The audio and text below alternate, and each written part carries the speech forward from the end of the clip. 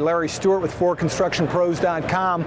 It's day 3 at CONEXPO, kind of the last big communications day.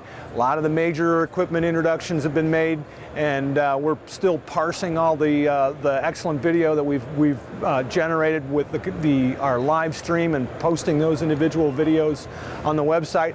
Got a sample today. We've got Kobelco back in the U.S. market, marketing its own equipment.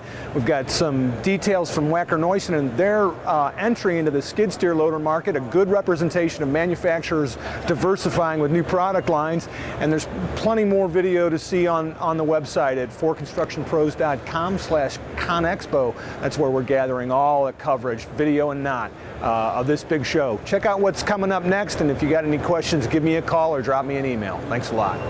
I'm in the Wacker booth looking at their new skid steer loaders with Shane Kaiser, who's owner and operator of Kaiser Skid Steer Services in Idaho, right? Correct, Rigby, Idaho. Yep. Rigby. Shane was involved as kind of a consultant with Wacker on the development of these skid steer loaders.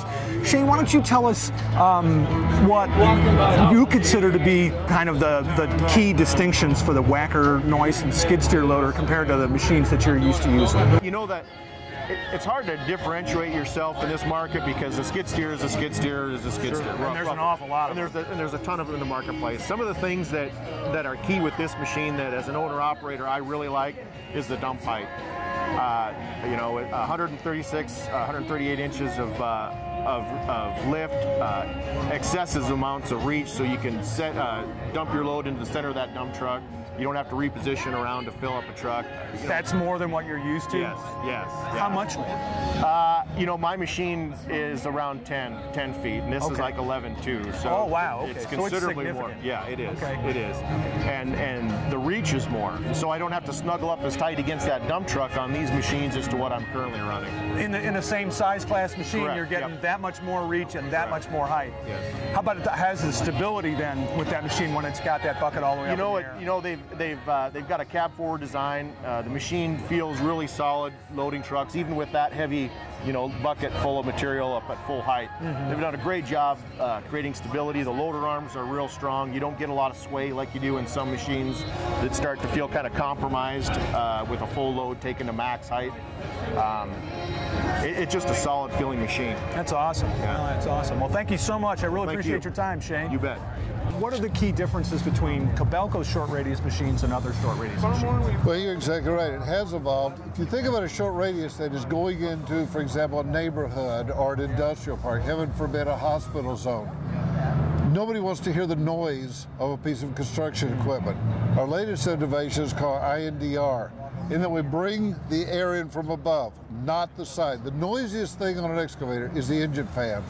We bring the air from above. We completely encase the engine to cut the noise again. We actually filter the air coming in and then blow it out the other side of the machine, where there's no openings on the side to create that noise. These are now the quietest short radius machines on the market with this patented system. Where's the exhaust? The exhaust, both the engine and the exhaust of cooling air will come out the top side of the right-hand side of the machine. Okay. Normally it'll come out the sides or the bottom, carrying the noise and heat with it. I see. What sort of filter are you using?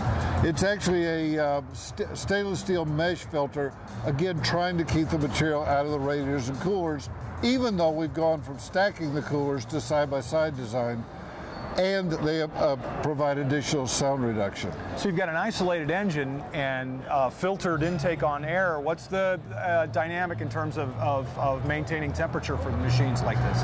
Well, I was born and raised in Texas. I'm very sensitive to heat balance. Kobelco does not offer for North America standard cooling packages. All of them are oversized as standard equipment on every machine we sell. Yes, you're exactly right. You should be very concerned about overheating when you start to encapsulate or enclose the cooling systems. We compensate for that with this system. Well, tell me about this new, as I understand it, Volvo's million-ton guarantee. Yes, well, we're very excited about this. As a lot of our customers know, in the past, we bought Blawnox, which was part of Ingersoll Rand Road Machinery. And the Blawnox product has always been known to have the very best reliability and durability in paving products. Sure. So what we're doing is basically driving a stake in the sand and say, We believe that we have one of the best pavers on the market, and we're going to back it up with a 1 million ton guarantee.